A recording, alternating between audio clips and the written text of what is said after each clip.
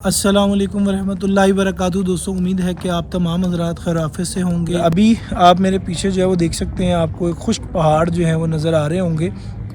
یہ پہاڑ جو ہیں وہ کسی مری کے نہیں ہیں، بلکہ میں اس وقت بلوچستان کے پہاڑوں کے پاس گزرا ہوا ہوں، اور یہاں کے پہاڑوں کے بارے میں، اس علاقے کے بارے میں یہ بھی بہت زیادہ مشہور ہے کہ یہ جو پہاڑ ہیں انہوں نے صحابہ رضی اللہ تعالیٰ عنہ کو دیکھا ہوا ہے، اور صحابہ رضی اللہ تعالیٰ جو ہے وہ دنیا میں، پوری دنیا میں پھرے، چائنا میں، استنبول میں، ترکی میں، فرانس میں، اور خاص کر کے بالخصوص جو ہے وہ پاکستان کی جو سرزمین کے پی کے کی جو سائیڈ ہے، یہاں پر صحابہ کی بہت ساری قبریں دیکھنے کو، سننے کو ملتی ہیں۔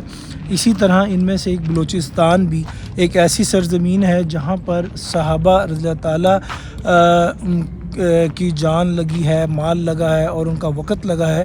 تو مولانا طارق جمیل صاحب سے سنا کہ یہاں پر یہ جو بلوچستان کے جو پہاڑ ہیں، انہوں نے صحابہ کو دیکھا ہوا ہے، یہ وہ پہاڑ ہیں۔ تو یہاں پر مجھے کل پتہ چلا، میں اس وقت جماعت میں ہوں، خضدار میں ہماری تشکیل ہے، بہت زیادہ خشک علاقہ ہے، دھوپ بھی بہت تیز پڑتی ہے، لیکن ہوائیں بہت تیز چلتی ہیں۔ موسم یہاں پر جب انسان شروع میں آتا ہے تو تھوڑا سا بیمار بھی ہو جاتا ہے، تھوڑا سا فیڈ اپ ہو جاتا ہے، لیکن اس کے بعد اللہ پاک جو ہے وہ صحت دے دیتے ہیں۔ پانی یہاں کا بہت زیادہ جو ہے وہ تھوڑا سا اس طرح کہ پیٹ خراب ہو جاتا ہے جو شہر کے آنے والے ہیں۔ تو میں بات کر رہا تھا کہ ان پہاڑوں کی، اس علاقے کی، تو یہاں پر جو ہے وہ کل مجھے ایک یہاں کا جو مقامی ہے اس نے بتایا کہ بلوچستان میں یہاں پر ہی جہاں پر ہم لوگ موجود ہیں، یہاں سے 2-2.5 گھنٹے کی مسافت پہ جو ہے وہ ایک صحابی ہیں جن کی قبر ہے عبدالرحمن بن سمرہ۔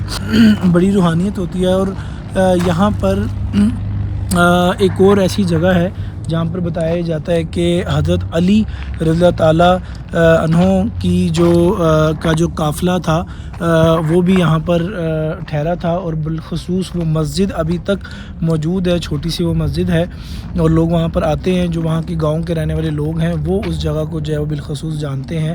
غرض بلوچستان حضرت علی رضی اللہ تعالیٰ عنہ کے دور خلافت میں حضرت حارث بن مروہ رضی اللہ تعالیٰ عنہ نے اس کو فتح کیا۔ تاریخ کے ورق گردانی سے معلوم ہوتا ہے کہ یہاں کئی صحابہ کرام رضی اللہ تعالیٰ عنہم، تابعین، تبع تابعین نے اشاعت اسلام کے لیے کلیدی کردار ادا کیا۔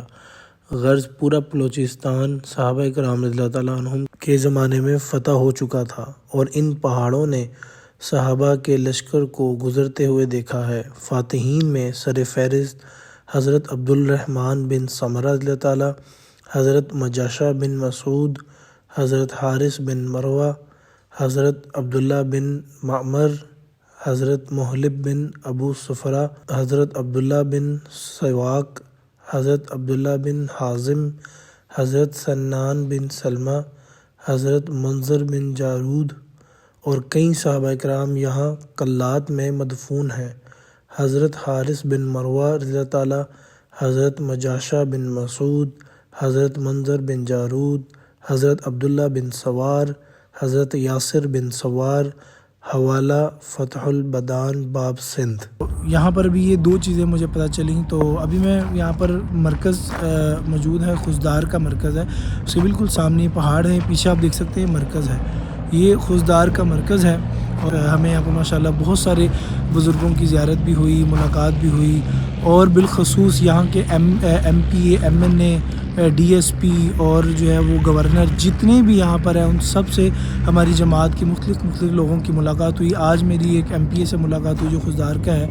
تو ہمارے شہر کے جتنے بھی یہ لوگ ہیں ان سے ملنا جو ہے وہ مشکل ہوتا ہے، اور اگر ملاقات ہو بھی جائے تو اس طرح سے بات کو لے نہیں پاتے۔ چند ہیں جو بہت اچھے ہیں، تو لیکن یہاں پر میں نے ایک چیز نوٹ کی کہ بہت سادہ لوگ ہیں، اور دیندار لوگوں کی یہ بہت زیادہ عزت کرتے ہیں، بہت زیادہ احترام کرتے ہیں، جس کی وجہ سے انسان جو وہ دین میں آگے بڑھنا اس کے لیے آسان ہو جاتا ہے، جن کے دل جو ہیں وہ سادہ ہوتے ہیں، جن کی زندگی سادہ ہوتی ہے.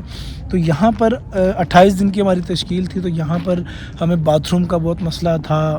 سب سے بڑی بات یہاں پر مٹی ڈسٹ اتنی ہے کہ منہ کھولتے ہی انسان کو جو ہے وہ گلے میں چلی جاتی ہے. لیکن یہاں پر جتنی بھی جو دین کے کام کرنے والی جماعتیں ہیں، دین کی محنت کرنے والی جماعتیں، ان کو اس پٹی پہ بھیجا جاتا ہے تاکہ جو ہے وہ ان کے اندر سادگی آئے، ان کے اندر تقویٰ آئے، اور ان کے اندر جو ہے وہ صحابہ کا دور زندہ ہو. ان کو پتہ چلے کہ صحابہ نے اپنے دور میں یہاں کیسے کام کیا ہوگا، یا صحابہ اپنے مقام پر کیسے کام کرتے تھے، کیا ان کی زندگی سادگی تھی، اور سادگی کا کیا حسن ہے. جب تک انسان نکلتا نہیں ہے، دیکھتا نہیں ہے، تب تک سمجھ نہیں آتی. شعر کو ہم سنتے رہتے ہیں، کوئی اثر نہیں پڑتا، لیکن جب شعر ہمارے سامنے آتا ہے اور پنجرے کے پیچھے ہوتا ہے، تب ہم لوگوں کی جان نکل جاتی ہے. تو فزیکلی دیکھنا، فزیکلی جانا ماحول میں، اس میں بہت ڈفرینس ہے بجائے کہ ہم صرف سنتے رہیں. تو اسی لیے جتنے بھی لوگ یہ ویڈیو دیکھ رہے ہیں وہ دین کی محنت اور دین کی محنت کے لیے اللہ کے راستے میں لازمی نکلیں. یہ پہاڑ آپ میرے پیچھے دیکھ سکتے ہیں، یہ بظاہر آپ کو قریب نظر آ رہا ہے، لیکن یہ آپ سے بہت دور ہے. تو ابھی یہ پیچھے بھی پہاڑ ہے، شاید نظر نہ آ سکے، لیکن یہ والا جو پہاڑ ہے یہ بہت زیادہ دور پہاڑ ہے، اور یہ ذرا کچھ قریب ہے.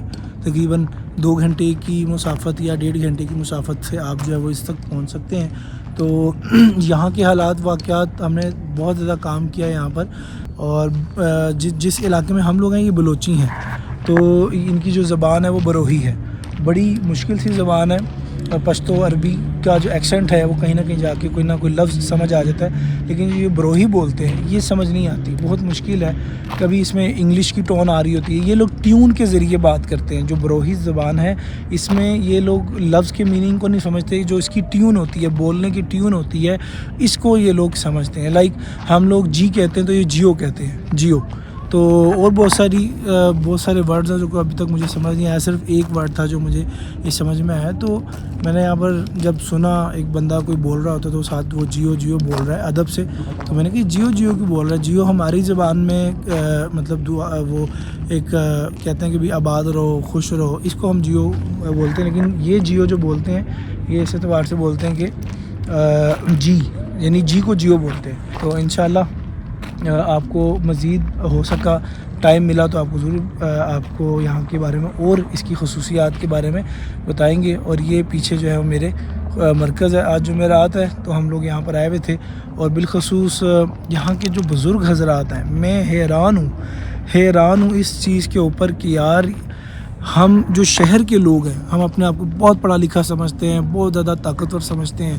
آپ یقین نہیں کر سکتے کہ یہاں کے نوجوان اور مطلب ہمارے جو شہر کے نوجوان ہیں، ان دونوں کو آپ سائڈ پہ کر دیں، اور جب آپ ان دونوں کو سائڈ پہ کر دیں گے تو جو یہاں کے بزرگ ہیں وہ اتنی دین کی طلب رکھنے والے ہیں، اور اتنا دین سے وہ ہے کہ تھکتے نہیں ہیں. سارا دن گشتیں، ملاقاتیں، لوگوں کے لیے، لوگوں کے پیچھے دین کے لیے پھرنا اور بھاگنا، بھاگ دوڑ کرنا. تو میری یہ آپ سے گزارش ہے کہ اللہ آپ کو موقع دے یہاں آنے کا، یا پوری دنیا میں دین کی نسبت سے کہیں بھی جانے کا، تو ضرور جائیں. اس طرح کی اپرچونیٹیز کو جو ہے وہ لازمی اس کو اپنایا کریں. اس طرح کی اپرچونیٹیز انسان کو اپنی زندگی میں کم ملتی ہیں، جس کو مل جائے وہ خوش نصیب ہے. جزاک اللہ. اگر آپ کوئی بھی ایسی چیز جو میں شاید غلط بول گیا ہوں، انسان ہے، کمزور ہے، تو ضرور میری کریکشن کیجیے گا. جزاک اللہ.